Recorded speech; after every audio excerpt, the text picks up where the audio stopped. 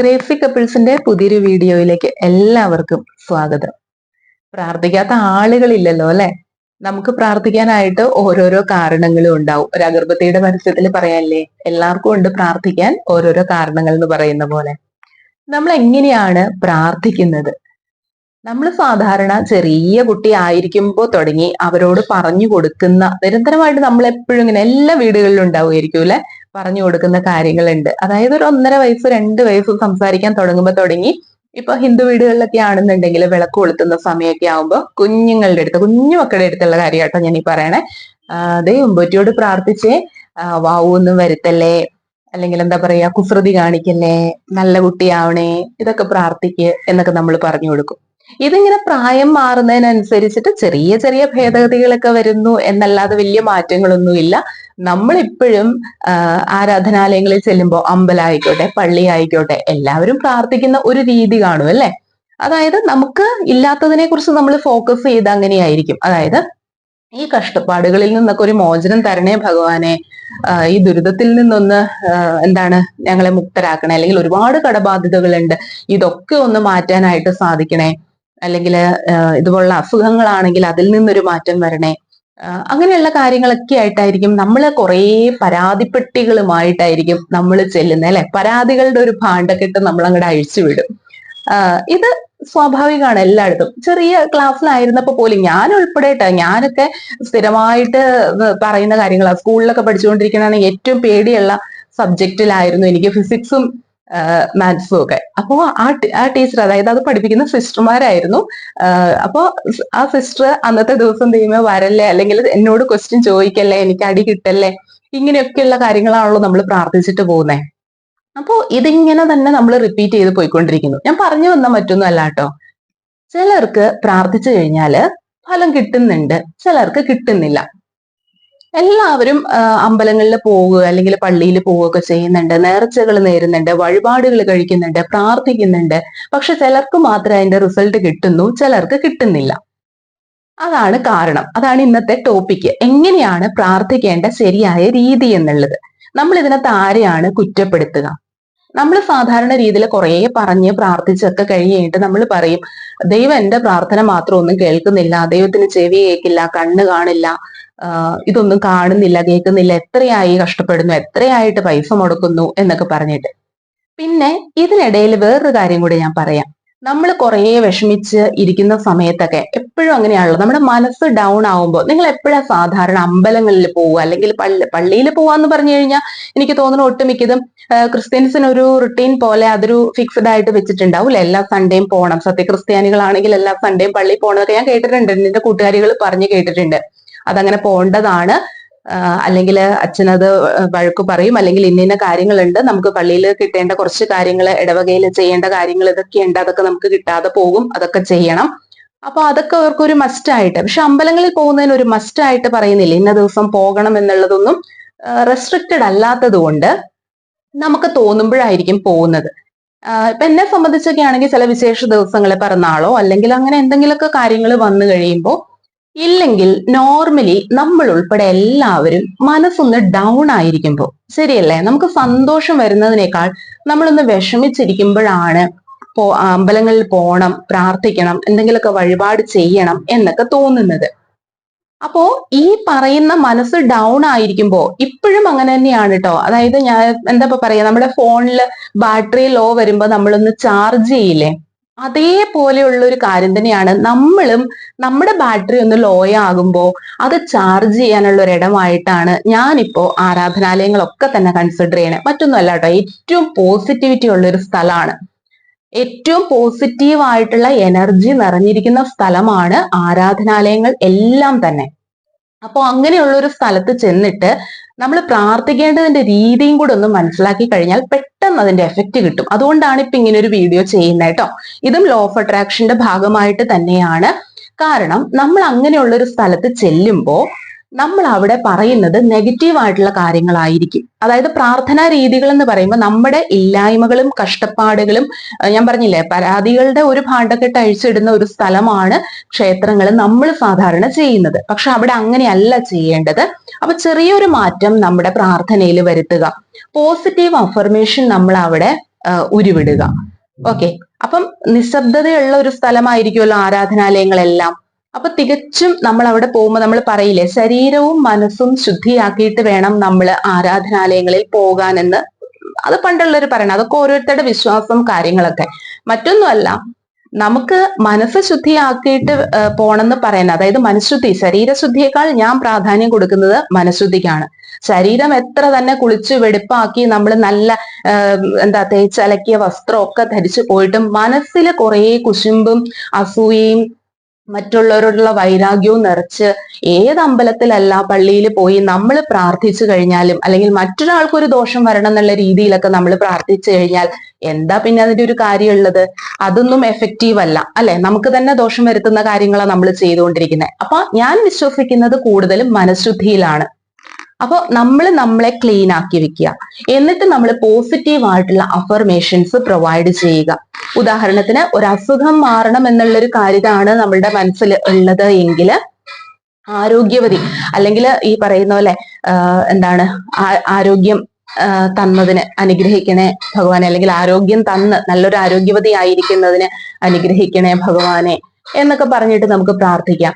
അതുപോലെ മക്കളുടെ വിവാഹ ആവശ്യങ്ങൾ അങ്ങനെയൊക്കെ ആണെങ്കിൽ, വിവാഹം നടക്കുന്നില്ല എന്നുള്ളതിന് പകരം നല്ല ഒരു വിവാഹ ബന്ധം വന്നു ചേരുന്നതിന് ഭഗവാനെ നന്ദി, അനുഗ്രഹിക്കണേ, ആ ഒരു രീതിയിൽ നമുക്ക് പറയാം. അതുപോലെ ഓരോന്നും സമ്പൽ സമൃദ്ധി തന്നെ അനുഗ്രഹിക്കണേ എന്നുള്ളത് പറയാം. അല്ലാതെ കടബാധ്യത എന്നുള്ള കാര്യം അവിടെ ഉപയോഗിക്കാൻ പാടില്ല. അപ്പൊ ഇല്ല വേണ്ട കടബാധ്യതകള്, അസുഖം, ഇങ്ങനെയുള്ള നെഗറ്റീവ് ആയിട്ടുള്ള വാക്കുകൾ ഞാൻ കഴിഞ്ഞ വീഡിയോയിലൊക്കെ പറഞ്ഞാണ്. അതുകൊണ്ട് അതിനെക്കുറിച്ച് ഒരുപാട് പറഞ്ഞ് ദീർഘിക്കുന്നില്ല, നിങ്ങൾക്ക് എല്ലാം അറിയാവുന്ന കാര്യങ്ങളാണ്. ഇങ്ങനെയുള്ളത് പറയുന്നതിന് പകരം, അല്ലെങ്കിൽ മറ്റൊരാൾക്കൊരു ദോഷം വരുത്തുന്ന, മറ്റൊരാൾക്കൊരു തിന്മ വരുത്തുന്ന കാര്യങ്ങള് ചിന്തിക്കാതെ, അത് പറയാതെ ഇരിക്കുന്ന ഒരിടമായിട്ട് നിങ്ങൾ അത് കരുതുക. ഓക്കെ, അപ്പൊ അത്രയേ ഉള്ളൂ അതിനെക്കുറിച്ച് പറയാൻ. പിന്നെ പേഴ്സണൽ ആയിട്ടുള്ള ഒരുപാട് കാര്യങ്ങളൊക്കെ അതിനകത്തുണ്ട്. ഞാൻ പൊതുവെ വിശ്വസിക്കുന്നതെന്ന് വെച്ച് കഴിഞ്ഞാൽ, അതായത് ഇപ്പൊ അമ്പലങ്ങളിൽ ചെന്ന് ഒരുപാട് വഴിപാടുകള് കാര്യങ്ങള്, ഇപ്പം ചിലരുണ്ടല്ലോ, അമ്പലങ്ങളിലൊക്കെ ചെന്ന് കഴിയുമ്പോൾ സാധാരണ എണ്ണ, നെയ്യ്, അല്ലെങ്കിൽ അഗർബത്തി, കർപ്പൂരം, പൂക്കള്, ഇതൊക്കെ ഭഗവാന് അർപ്പിക്കുന്ന ആളുകളുണ്ട്. ഇതൊന്നും ഒരു തെറ്റൊന്നുമല്ല. പക്ഷെ എന്ന് വെച്ച് കഴിഞ്ഞാൽ അതൊരു ബിസിനസ് ലെവലിലേക്ക് പോകേണ്ട കാര്യമൊന്നും ഇല്ല എന്ന് വിശ്വസിക്കുന്ന ഒരാളാണ് ഞാൻ. നമ്മൾ അമ്പലത്തിൽ ചെന്ന് ഒന്നും കൊടുത്തില്ല, ഒരു രൂപ പോലും കൊടുത്തില്ലാതെ തിരിച്ചു പോകുന്നതിന്റെ പേരില് ഒരു ഭഗവാന്റെയും ഒരു ദൈവത്തിന്റെയും മുഖം ഇന്ന് വരെ വാടിയിട്ടുമില്ല, വാടാൻ പോകുന്നുമില്ല. കാരണം പ്രപഞ്ചശക്തി അങ്ങനെയാണ്. പ്രപഞ്ചശക്തി എല്ലാം പ്രൊവൈഡ് ചെയ്യുന്നവരാണ്. ഇങ്ങോട്ടൊന്നും വേണം എന്ന് ആഗ്രഹിക്കുന്നവരല്ല. ഇവിടെ സമ്പൽ സമൃദ്ധമാണെന്ന്, എല്ലാം നിങ്ങൾക്കുള്ളതാണ്, കൊണ്ടുപോയിക്കോളൂ എന്ന് പറയുന്ന ദൈവം, അല്ലെങ്കിൽ ആ ഒരു പ്രപഞ്ചത്തിന് നമ്മളൊന്നും കൊടുത്തില്ലെങ്കിലും അതിന്റെ പേരിൽ അവരുടെ മുഖമൊന്നും വീർക്കാൻ പോകുന്നില്ല. പക്ഷെ അവിടെ നിൽക്കുന്ന മീഡിയേറ്റേഴ്സ് ആയിട്ടുള്ള ആളുകൾ ഉണ്ടാവും, പുരോഹിതന്മാരുണ്ടാകും, അല്ലെ, പൂജാരിമാരുണ്ടാവും, അവരുടെ മുഖം ചിലപ്പോ ഒന്ന് വാടിയെന്ന് വരും. അപ്പൊ ഞാൻ പറയുന്നത്, ഇതൊക്കെ നമ്മൾക്ക് ചെയ്യാൻ പാടില്ല എന്നുള്ളതൊന്നുമല്ല. പക്ഷേ അതിനകത്ത് നമുക്ക് വിശ്വാസം ഉണ്ട് എങ്കിൽ, അതുകൊണ്ട് അതിനൊരു ഫലം കിട്ടുന്നെന്ന് നിങ്ങൾ വിശ്വസിക്കുന്നു എങ്കിൽ നിങ്ങൾക്കത് ചെയ്യാം. പിന്നെ ഓരോരുത്തരും ദൈവത്തെ പല രീതിയിൽ കാണുന്നവരുണ്ട്. അതായത് അമ്മയായിട്ട്, അച്ഛനായിട്ട്, സഹോദരങ്ങളായിട്ട്, മക്കളായിട്ട് ഒക്കെ നമുക്ക് അത് പല രൂപത്തിൽ നമുക്ക് ഉപാസിക്കാൻ വേണ്ടി നമുക്ക് പല രൂപത്തിൽ അവരെ കാണാം. ഓക്കെ, ഇപ്പൊ ദേവിയുടെ ഒരു അമ്പലമൊക്കെ ആണെന്നുണ്ടെങ്കിൽ അവരെ നമുക്ക് അമ്മയായിട്ട്, സഹോദരിയായിട്ട് കാണുന്ന ഒരുപാട് ആളുകളുണ്ട്. കൃഷ്ണന്റെ ഒക്കെ അമ്പലമാണെന്നുണ്ടെങ്കിൽ മകന്റെ സ്ഥാനത്ത്, സഹോദരന്റെ സ്ഥാനത്ത് ഒക്കെ കാണുന്ന ആളുകളുണ്ട്. ശിവനെ അച്ഛനായിട്ട് കാണുന്ന ആളുകളുണ്ട്. അതായത് ആ ഒരു തന്റെ പിതാവിന്റെ സ്ഥാനത്ത്, അല്ലെങ്കിൽ ഒരു അമ്മയുടെ സ്ഥാനത്ത് നിന്ന് കണ്ടുകൊണ്ട് ഭഗവാനോട് കാര്യങ്ങൾ പറയുന്ന ആളുകളുണ്ട്. അതൊക്കെ ഉപാസിക്കുന്നതിന് തുല്യമാണ്. ഓക്കെ, അങ്ങനെയാണെന്നുണ്ടെങ്കിൽ നമ്മൾ വെറും കൈയുമായിട്ട്, അതായത് വെറുതെ കൈവീശി നമ്മൾ അച്ഛനെ, അമ്മയെ, അല്ലെങ്കിൽ ചെറിയ കുഞ്ഞുങ്ങളെ കാണാൻ പോവാറില്ല. എന്തെങ്കിലും ഇഷ്ടമുള്ളത്, അവർക്ക് ഇഷ്ടമുള്ളതെന്ന് കരുതുന്ന പോലെ നമ്മൾ കൊടുക്കുന്നു. ഇത് വിശ്വാസം മാത്രമാണ്. ഇത് കൊടുത്തു എന്ന് കരുതിക്കൊണ്ട് അവരിൽ നിന്ന് കൂടുതലോ, ഇത് കൊടുത്തില്ല എന്ന് കരുതിക്കൊണ്ട് അവരിൽ നിന്ന് ഒരു കോപമോ നെഗറ്റീവോ നിങ്ങൾക്ക് വരാൻ പോകുന്നില്ല എന്നുള്ളത് ആദ്യം മനസ്സിലാക്കുക. അപ്പൊ ഒരുപാട് പൈസ മുടക്കി, ഞാനിത് പറയുന്നത് എന്താന്ന് വെച്ചാൽ, ഒരുപാട് പൈസ മുടക്കി നേർച്ചകളും വഴിപാടുകളും കഴിച്ചിട്ടും എന്താണ് ദൈവമേ എന്റെ പ്രാർത്ഥന കേൾക്കാത്ത, എന്താണ് എന്റെ വഴിപാടുകൾക്കൊന്നും ഫലം കിട്ടാത്ത എന്നുള്ളവർക്കായിട്ട് ഞാനൊരു മിറാക്കിളായിട്ടുള്ള ഒരു പ്രാർത്ഥന ഇവിടെ പരിചയപ്പെടുത്തുകയാണ്. ഒന്നാമത്തെ കാര്യം ഞാൻ പറഞ്ഞല്ലോ, നമ്മള് ക്ഷേത്രങ്ങളായാലും പള്ളിയായാലും ഏത് ആരാധനാലയങ്ങളാണെങ്കിലും നമ്മൾ പോസിറ്റീവ് ആയിട്ടുള്ള ഒരു എനർജി പ്രൊവൈഡ് ചെയ്യുന്ന സ്ഥലമായിട്ട് അതിനെ കാണുക. അവിടെ നമ്മൾ പോസിറ്റീവ് അഫർമേഷൻസ് ഉരുവിടുക. ഇതാണ് നമുക്ക് ചെയ്യേണ്ട ഒരു കാര്യം. നമ്മുടെ മനസ്സിന്റെ ഒരു പവർ കൂട്ടാനുള്ള ഒരു സ്ഥലമാണ് അതെല്ലാം. മറ്റൊന്നും അവിടെ നിങ്ങൾ ചിന്തിക്കേണ്ട ആവശ്യങ്ങളില്ല. പിന്നെ നമ്മൾ അവിടെ പറഞ്ഞിട്ട് പോരുക, ലെറ്റ് ഗോ ചെയ്യുക. പിന്നെ അതിനെക്കുറിച്ച് നമ്മൾ ചിന്തിക്കേണ്ട. പ്രപഞ്ചം നിങ്ങൾക്ക് അതിൻ്റെതായ സമയം വരുമ്പോൾ നിങ്ങളിലേക്ക് അതെല്ലാം കൊണ്ടുവന്ന് തരും എന്ന് ഉറച്ച് വിശ്വസിക്കുക. ഇത്രയൊക്കെയാണ് നമുക്ക് അവിടെ ചെയ്യേണ്ടതായിട്ടുള്ള കാര്യങ്ങൾ. ഇനി ഞാൻ ഇവിടെ പരിചയപ്പെടുത്തുന്ന ഒരു പ്രാർത്ഥനയുടെ പേരാണ് ഹോ ഒപ്പനോപ്പൊനോ പ്രയർ എന്ന് പറയും. ഒരു ഹവാലിയൻ പ്രാർത്ഥന ഒക്കെ ആയിട്ടാണ് ഇതിനെ വിശേഷിപ്പിക്കുന്നത്. ഒന്നുമില്ല, ഒരു 4 സെന്റൻസുകൾ മാത്രമേ ഉള്ളൂ. ഞാനിത് പറയാം. എല്ലാവർക്കും അറിയാവുന്ന കാര്യമാണ്. ഒട്ടുമിക്ക ലോ ഓഫ് അട്രാക്ഷന്റെ ഗുരുക്കന്മാരും വീഡിയോസ് ചെയ്തിട്ടുള്ള കാര്യമായതുകൊണ്ട് ഞാൻ അതിനെക്കുറിച്ച് കൂടുതൽ പറയുന്നില്ല. പക്ഷെ അത് ഞാൻ ഏത് രീതിയിലാണ് അത് പറയേണ്ടത്, ഏത് രീതിയിൽ അത് പ്രാർത്ഥിക്കേണ്ടതെന്ന് മാത്രമേ ഇന്നത്തെ വീഡിയോയിൽ പറയുന്നുള്ളൂ. ഇതും ഡെയിലി റുട്ടീനിൽ ഞാൻ ഉൾപ്പെടുത്തുന്ന ഒരു പ്രാർത്ഥനയാണ്. ഇതാണ് 4 സെന്റൻസുകൾ. I am sorry, please forgive me, thank you and I love you. ഇതാണ് 4 സെന്റൻസ്. അതില് നമ്മൾ വെറുതെ ഇതിങ്ങനെ പറഞ്ഞുകൊണ്ടിരിക്കുകയല്ല. I am sorry, please forgive me, thank you, I love you. ഇങ്ങനെ വെറുതെ നമ്മൾ പറയുന്നതിലല്ല അതിന്റെ ഫലം നമുക്ക് കിട്ടുക. പിന്നെ ഇതെങ്ങനെ പറയണം? ഐ ആം സോറി എന്ന് പറയുമ്പോൾ, ഉദാഹരണത്തിന് ഇപ്പോ നിങ്ങളിലേക്ക് പണം വന്നു ചേരുന്നില്ല. ഓക്കെ, നിങ്ങൾക്ക് പണം, നിങ്ങളിലേക്ക് നിങ്ങൾ ആഗ്രഹിക്കുന്ന ഒരു തുക എന്തെങ്കിലും കാരണവശാൽ ഇപ്പൊ വീട് സ്ഥലമൊക്കെ വിൽക്കാനായിട്ട് ഉണ്ട്, പക്ഷെ അത് വിറ്റു പോകുന്നില്ല. അല്ലെങ്കിൽ നിങ്ങൾക്ക് ആർക്കെങ്കിലും നിങ്ങൾ നേരത്തെ പൈസ കൊടുത്തിട്ടുണ്ടായിരുന്നു, അവരിൽ നിന്ന് കിട്ടുന്നില്ല. അല്ലെങ്കിൽ അങ്ങനെ കുറച്ച് പൈസ നിങ്ങളിലേക്ക് വരാനുണ്ട്, പക്ഷെ അത് വരുന്നില്ല. അല്ലെങ്കിൽ ഒരു ജോലി കാര്യങ്ങൾ, ഒരു ഗവൺമെന്റ് ജോലിക്ക് വേണ്ടി കുറെ ട്രൈ ചെയ്യുന്നു, കിട്ടുന്നില്ല. ഇങ്ങനെയൊക്കെയുള്ള ആളുകൾക്ക് ഈ പ്രാർത്ഥന ഏത് രീതിയിൽ പറയണം എന്ന് വെച്ചാൽ, ഐ ആം സോറി എന്ന് പറയുമ്പോൾ, ഐ ആം സോറി എന്ന് പറഞ്ഞാൽ മതി. പക്ഷെ പറയുമ്പോൾ നമ്മുടെ മനസ്സിൽ ചിന്തിക്കേണ്ടത് നമ്മുടെ ഇതുവരെ ഉണ്ടായിരുന്ന അതിനോടുള്ള ചിന്താഗതികൾക്കാണ് നമ്മൾ സോറി പറയേണ്ടത്. പണം എന്ന് പറയുന്നതിനെ പൂർവികര്, നമ്മുടെയൊക്കെ മുതുമുത്തച്ഛന്മാരായിട്ട് പറഞ്ഞു പഠിപ്പിച്ചിട്ടുള്ള ഒരു കാര്യം ഉണ്ടായിരിക്കും. നമ്മൾ അതിനെ ബഹുമാനിക്കണം, അതായത് എന്തോ പേടിക്കണം, ഭയപ്പെടണം. ഒരു കുറച്ച് തുകയാണെങ്കിൽ പോലും അത് എല്ലാവർക്കും ഒന്നും കിട്ടുന്ന കാര്യമല്ല. പണക്കാരൊക്കെ ആകാൻ പറ്റുന്നത് വളരെ കുറച്ചു പേർക്ക് മാത്രമേ ഉള്ളൂ. അപ്പൊ പണം എന്ന് പറയുന്ന അങ്ങനെ ഇങ്ങനെയൊന്നും വരുന്ന ഒരു കാര്യമൊന്നും അല്ല എന്ന ചിന്താഗതിയെ നമ്മൾ സോറി പറയുക. കാരണം ഈ പ്രപഞ്ചം എന്ന് പറയുന്നത് സമ്പൽ സമൃദ്ധിയാണ്, അബൻഡൻസ് ആണ്. എടുത്താലും തീരാത്ത അത്രയും സമൃദ്ധി നമ്മുടെ പ്രപഞ്ചത്തിനുണ്ട്. പക്ഷെ നമ്മുടെ തെറ്റായ ധാരണ എന്ന് പറയുന്നത് ഇതെല്ലാവർക്കും ഒന്നും കിട്ടില്ല എന്നതായിരുന്നു. ഈ ധാരണ, ആ പണത്തോടുള്ള ഭയം, അല്ലെങ്കിൽ ഗവൺമെന്റ് ജോലി, അതൊക്കെ തലയിൽ വരെ ഞാൻ സ്ഥിരം കേൾക്കുന്ന ഒരു കാര്യമാണ്. ഓ, അതൊന്നും പഠിച്ചിട്ടൊന്നും ഒരു കാര്യമില്ല, അതിനൊക്കെ ഒരു തലയിൽ വരെ വേണമെന്നേ, തലവര ഉണ്ടെങ്കിൽ അതൊക്കെ കിട്ടത്തുള്ളൂ. അപ്പൊ ഗവൺമെന്റ് ജോലി എന്ന് പറയുന്നത് അത്രയും വലിയൊരു കാര്യമാണ്. അപ്പൊ നമുക്ക് പേടിയാണ് അതിനോട്. അത്രയും എഫേർട്ട് എടുക്കണം, അതുപോലൊരു വലിയൊരു സംഭവമാണ് അതൊക്കെ എന്ന് കരുതുന്ന നമ്മുടെ ചിന്താഗതിക്ക് നമ്മൾ സോറി പറയുന്നു. I am sorry, please forgive me. ഇങ്ങനെയുള്ള എന്റെ ചിന്താഗതികളോട് എന്നോട് ക്ഷമിച്ചാലും, കാരണം ഞാൻ ഇപ്പോൾ അതിനെ തിരിച്ചറിയുന്നു. ഈ പ്രപഞ്ചം എത്ര സമ്പൽ സമൃദ്ധിയാണ്, ഇതൊക്കെ എല്ലാവരിലേക്കും കിട്ടുന്ന ഒരു കാര്യമാണ്, ഏത് സാധാരണക്കാർക്കും നേടിയെടുക്കാൻ പറ്റുന്ന കാര്യമാണെന്ന് ഇപ്പോൾ ഞാൻ അതിനെ തിരിച്ചറിയുന്നു. അതുകൊണ്ട് എന്നോട് ക്ഷമിച്ചാലും പുറത്താലും, please forgive me, thank you. ആ താങ്ക് യു പറയുമ്പോ നിങ്ങളുടെ ചിന്താഗതിയൊക്കെ മാറിയില്ലേ? ഇതെല്ലാം നിങ്ങളിലേക്ക് വന്നു ചേരുന്നതായിട്ട് സങ്കല്പിക്കുക. ഇതെല്ലാം നിങ്ങൾക്ക് കിട്ടിക്കഴിഞ്ഞു. ഗവൺമെന്റ് ജോലിയാണെങ്കിൽ അത്, നല്ലൊരു ജോലിയാണെങ്കിൽ അത്, വരുമാനം, പണം, സമ്പൽ സമൃദ്ധി, സന്തോഷം, സമാധാനം, ഇതെല്ലാം നിങ്ങളിലേക്ക് വന്നു ചേരുന്നതായിട്ട് സങ്കല്പിച്ചുകൊണ്ട് thank you and I love you. ഏതിനെ സ്നേഹിക്കുന്ന? പണമാണെങ്കിൽ പണം, dear money, I love you. ഞാൻ പണത്തെ സ്നേഹിക്കുന്നു, ബഹുമാനിക്കുന്നു.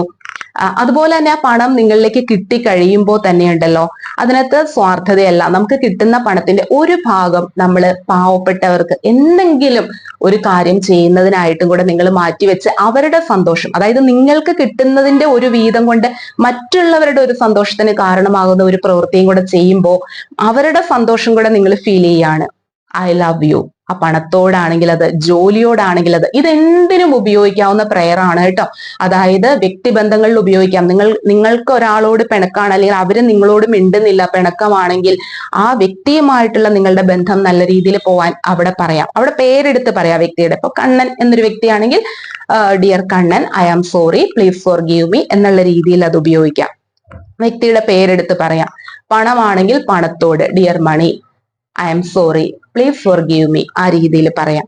അങ്ങനെ എന്ത് കാര്യത്തിന് വേണ്ടിയിട്ടും ജോലി, വിവാഹം, വാഹനം, വീട്, പണം, സന്തോഷം, സമാധാനം, വ്യക്തിബന്ധങ്ങൾ എന്ന് വേണ്ട A to Z കാര്യങ്ങൾക്ക് നിങ്ങൾക്ക് ഉപയോഗിക്കാവുന്ന ഒരു പ്രാർത്ഥനയാണ് ഹോ ഒപ്പനോപോനോ പ്രയർ.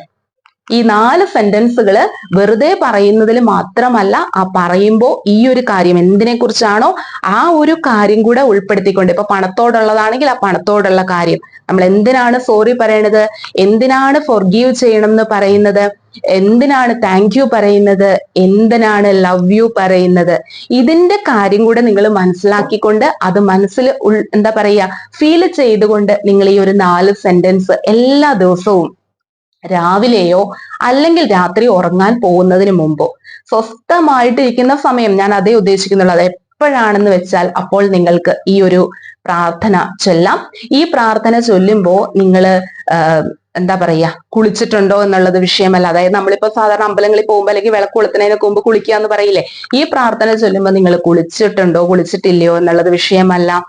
സ്ത്രീകൾക്കൊക്കെ ആണെങ്കിൽ ആർത്തവ സമയത്തും ഇത് ചൊല്ലാം. ഒന്നും ഒരു പ്രശ്നമുള്ള കാര്യമല്ല. എപ്പോൾ വേണമെങ്കിലും നിങ്ങൾക്ക് ചെല്ലാവുന്ന ഒരു പ്രാർത്ഥനയാണിത്. എല്ലാവരും ഒന്ന് അതൊന്ന് നോക്കൂട്ടോ. അതായത് ഇത്രയേ ഉള്ളൂ കാര്യം, പക്ഷെ അത് ആ ഫീലോട് കൂടി മനസ്സിലാക്കിക്കൊണ്ട് നിങ്ങൾ ആ ഒരു പ്രാർത്ഥന ചെല്ലി നോക്കൂ. ചെല്ലുകയോ ചെയ്യാം, എഴുതുകയോ ചെയ്യാം, എങ്ങനെയായിരുന്നാലും കുഴപ്പമില്ല. എത്ര തവണ എന്നുള്ളതിൽ ചോദിച്ചു കഴിഞ്ഞാൽ അങ്ങനെ പ്രത്യേകിച്ച് 108 തവണയൊക്കെ പറയുകയാണെങ്കിൽ അത്രയും നല്ലത്. പക്ഷെ നമുക്കത് മനസ്സിൽ നമുക്ക് ആ ഒരു കോൺസെൻട്രേഷനും കൂടെ വരണമെങ്കിൽ കുറച്ച് തവണകളൊക്കെ ആയിരിക്കും. അതുകൊണ്ട് എണ്ണം ഒന്നും ഞാൻ പറയുന്നില്ല. എണ്ണത്തെക്കാൾ പ്രാധാന്യം ഇത് പറയുന്ന ഫീലാണ്. അത് നമ്മൾ മനസ്സിലാക്കിക്കൊണ്ട് ചെല്ലുന്ന പ്രാർത്ഥനയാണ്. അതുകൊണ്ട് എണ്ണത്തിലല്ല ഞാനിവിടെ പ്രാധാന്യം കൊടുക്കുന്നത്. പക്ഷെ നിങ്ങളൊന്ന് ചൊല്ലി നോക്കൂ, ഒരുപാട് മാറ്റങ്ങൾ നമ്മുടെ ലൈഫിൽ വരും. അപ്പൊ വീഡിയോ ഇഷ്ടപ്പെടുവാണെങ്കിൽ എല്ലാവരും ഒന്ന് ലൈക്ക് ചെയ്ത് സപ്പോർട്ട് ചെയ്യൂ കേട്ടോ. അടുത്തൊരു വീഡിയോ ആയിട്ട് നമുക്ക് നാളെ തന്നെ കാണാം. അപ്പൊ എല്ലാവർക്കും താങ്ക് യു.